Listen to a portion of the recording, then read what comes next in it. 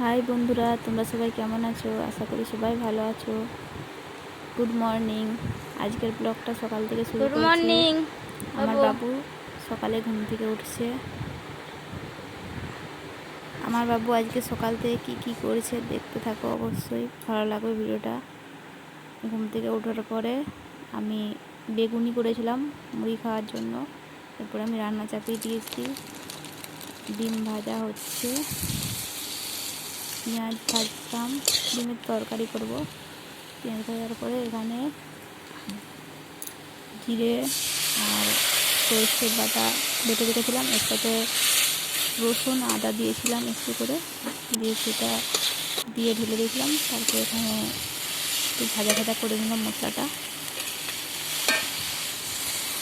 তারপরে একটু জল দিয়ে দিলাম মশলাটায়, হালকা করে জল দিয়েছি, কম করে।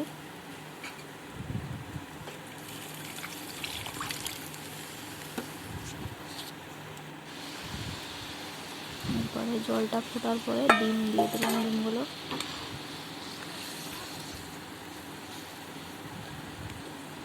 আমার এর আগে পটলের তরকারি হয়েছে, ওই জন্য কোনাটা একটু পুড়ে পুড়ে গেছে।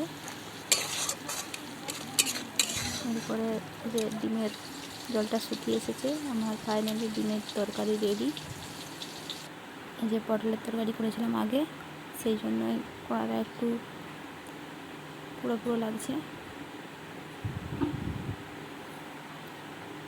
রান্না বান্না করে বাবুকে স্নান করিয়ে খাইয়ে শুই করে দিয়েছি আমি, ও ঘুমাবে।